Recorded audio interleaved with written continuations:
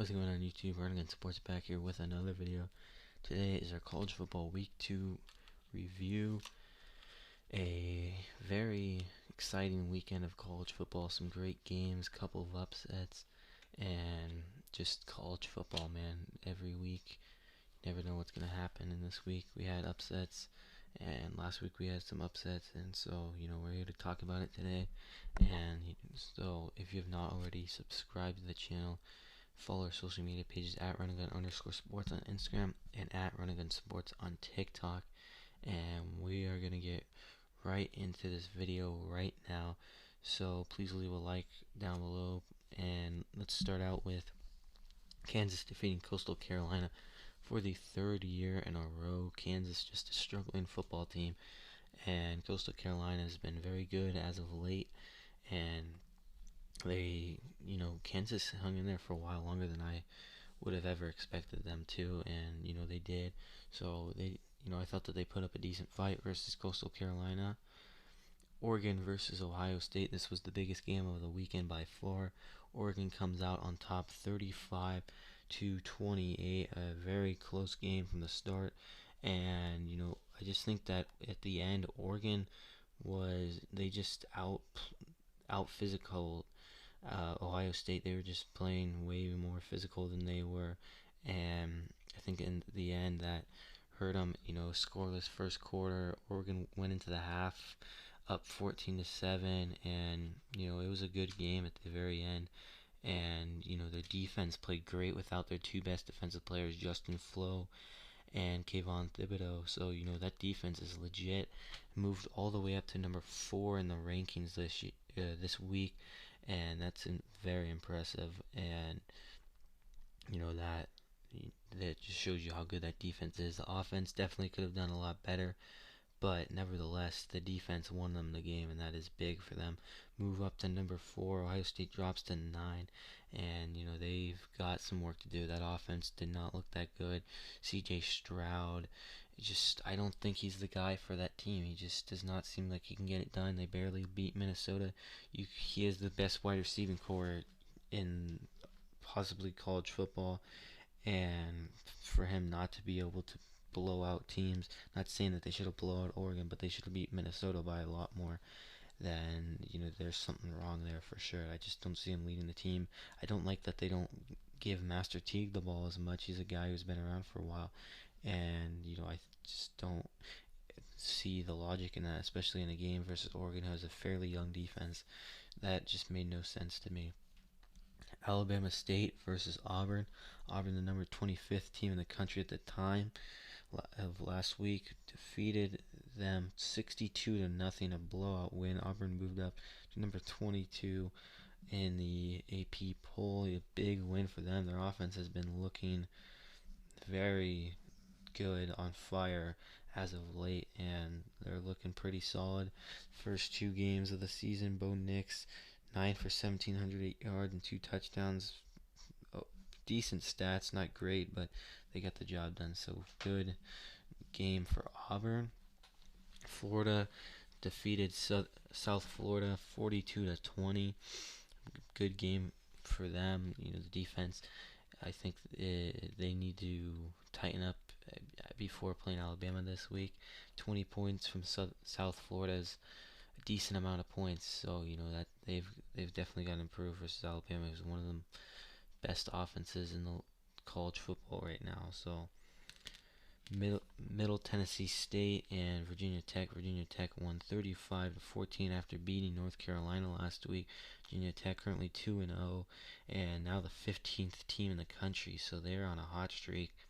Toledo versus Notre Dame. Toledo keeps it close, but Notre Dame survives 29-32 with a final score. Notre Dame drops 4 spots in the AP poll from number 8 to number 12 after barely beating Florida State in an overtime game in week 1, an unranked team at the time, and still unranked, and just a team that lost to Jacksonville State this week, I should note. So just Notre Dame is not that good of a team right now. I don't know what it is, if it's the offense, the defense, the special teams. It's just horrible the way they look right now. They should not. Toledo had a very solid chance to win this game, and they came up short, and that's just outright embarrassing. UAB versus Georgia. Georgia defeats UAB 56-7. Stetson Bennett gets the start, almost like a preseason type of game for them, where they don't even put their starting quarterback in. Takes care of business. Stetson Bennett had a great game himself. 10 for 12, 288 yards and 5 touchdowns. A great game for the Georgia Bulldogs.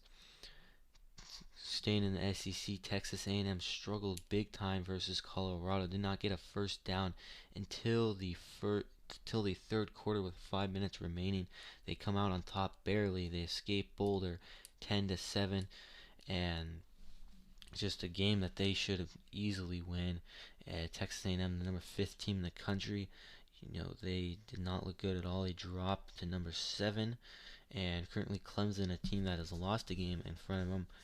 I don't know if I technically agree with that, but they definitely deserve to drop a spot or two after their performance. A terrible game for them overall, and just they got a lot of work to do. They didn't look that good last week either. So Murray State versus Cincinnati. Cincinnati wins big time, no surprise, 42-7. The number 7 team in the country right now. Also another undefeated team that Clemson is ranked in front of at 2-0, currently ranked 8th in the country, dropping back a place.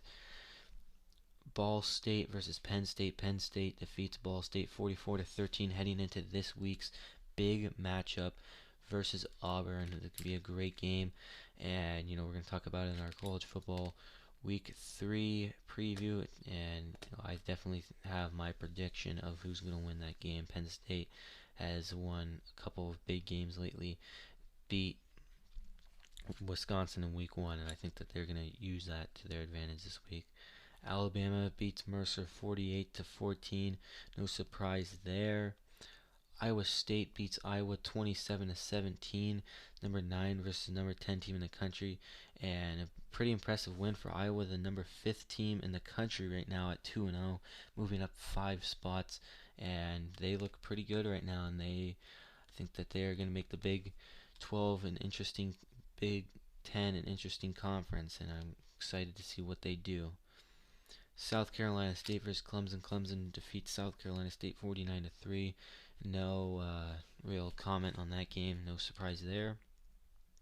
Western Carolina versus Oklahoma. Oklahoma wins 76-0, not holding back on any scoring of points at all after struggling in week 1 to Tulane and barely escaping in that game. Texas versus Arkansas. Arkansas upsets Texas in Arkansas and Fayetteville. A huge upset for the team, and Texas, team that's going to be joining the Southeastern Conference in a couple of years, and for their first game that they play in the Southeastern Conference after the news comes out, for them to lose that is not a good look for them at all, and maybe they're not prepared to play in that league week in and week out. But Sam Pittman's put together a very, very good team, and they had a great win for them, and that's a great win for that school, and that's going to help them out big time the rest of the season. And it was just a great game to watch. So many fans there in Fayetteville, probably the most that has been there in a very, very long time, and they led them on to win the game, and it was just a great game for Arkansas and a huge upset. Eastern Michigan versus Wisconsin. Wisconsin coming off of the heartbreaking loss in week 1, 34-17 win. Good bounce back victory for them. Appalachian State and Miami. Appalachian State keeps it close. Miami scores a field goal very late in the game to win the game with a field goal, and Appalachian State ended up turning the ball over on downs at the very end, and just a great kick from Andreas Borregales, 43-yard field goal with 2 minutes remaining to give them the lead, and their defense held up. But Miami, team that was decently hyped up coming into the season, not living up to the hype at all. They're not going to lose those type of games to legit teams that they'll face, and we'll see how well and how long Manny Diaz's job security is there. I think, they were expected to give Alabama a lot more of a fight. They didn't, and they almost lose to Appalachian State. So, they've definitely got some problems there in their program. Austin Peay versus Ole Miss. Ole Miss cruises to a 54-17 victory. Meanwhile, Georgia State gets defeated by North Carolina 59-17. Utah upset by BYU 26-17. A big win for Utah interstate rivalry. And BYU's got a legit team this year, and they look pretty solid. And Jaron Hall, sophomore quarterback, 18 of 30, 149 yards and 3 touchdowns. A good win for them, and definitely a big momentum boost for that team. USC is upset by Stanford 42-28, the final score.